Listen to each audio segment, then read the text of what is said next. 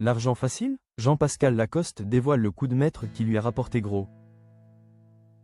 Le phénomène anti-chanteur. Jean-Pascal Lacoste déballe son incroyable fortune musicale, 1,5 million de disques, c'est une belle escroquerie. Près d'un quart de siècle après avoir marqué les esprits par son énergie brute et son franc-parler légendaire lors de la toute première saison de la Star Academy, Jean-Pascal Lacoste, 47 ans, revient sur le devant de la scène médiatique. L'éternel agitateur, dont le tempérament a secoué le château de Damary-Lélis, n'a rien perdu de sa lucidité, surtout lorsqu'il s'agit d'argent.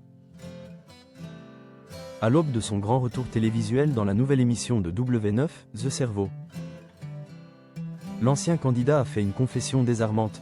Il a choisi d'arrêter la musique à cause d'un succès trop colossal, qualifiant les 1,5 million de disques vendus de son unique album d'une belle escroquerie. Une déclaration qui prouve que l'attachement du public à ce non-artiste est resté intact, bien au-delà des notes justes. L'année 2001 a été celle de l'émergence d'un phénomène de télévision qui a propulsé Jean-Pascal Lacoste au rang de star populaire instantanée. Non pas grâce à une voix d'ange, mais grâce à une personnalité volcanique, capable de transformer n'importe quelle situation en événement. Aujourd'hui, il revient sous les projecteurs, mais pas là où on l'attendait. Aux côtés de son complice de l'époque, George Alain Jones, le mari de Delphine Tellier participe à la nouvelle émission de télé-réalité, The Cerveau. Loin du chant et des cours de danse, le concept met en compétition 24 personnalités sur des épreuves de logique et de stratégie.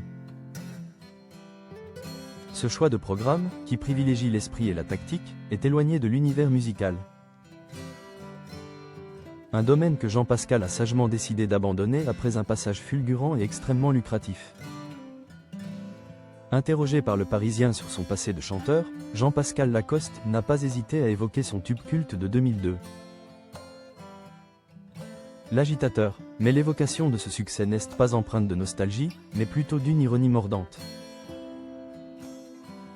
Le comédien a donné une raison inattendue à son abandon précoce du micro, une raison qui fait le charme et l'authenticité de son personnage.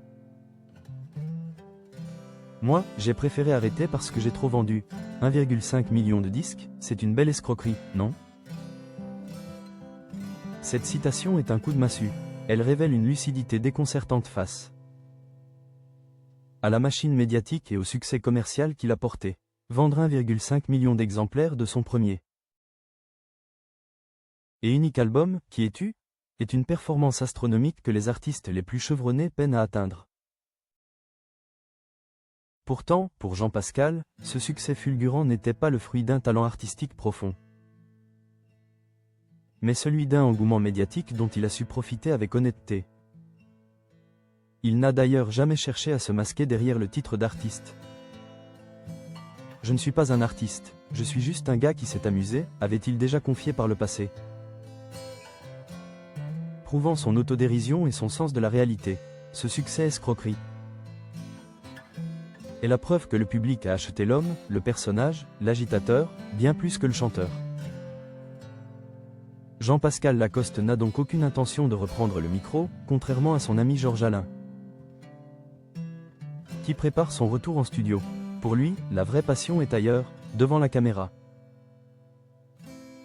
Dans Elle Interaction, là où son franc-parler et son énergie peuvent s'exprimer pleinement. Après des années passées à officier en tant que chroniqueur, notamment sur C8. Dans l'émission Touche pas à mon poste, le natif de Saint-Jean-de-Luz prépare un retour plus ambitieux dans le monde de l'animation. Il a partagé ses aspirations avec une spontanéité désarmante, révélant qu'il est déjà en discussion avec de grands groupes de télévision. J'ai envie de refaire de la télé. J'adorerais animer un jeu. Vu que je collabore avec le groupe M6, je vais monter voir le patron, a-t-il affirmé, adoptant un ton à la fois sérieux sur son désir de carrière et blagueur sur sa méthode. L'éternel agitateur prouve ainsi qu'il est un homme de médias complet, capable de rebondir et d'évoluer. 25 ans plus tard, il reste l'un des visages les plus attachants et les plus francs de la télévision française. Un homme qui a su transformer un succès accidentel en une carrière durable, basée sur sa seule personnalité. Malgré son retrait définitif de la chanson, un petit regret subsiste, révélant une part plus douce de l'agitateur. Il est le seul en près de 25 ans des histoires de la Star Academy à n'avoir jamais fait de duo avec un artiste. Peut-être que cette fois, je chanterai enfin avec un autre chanteur, confie-t-il, une petite porte ouverte à l'espoir pour les fans.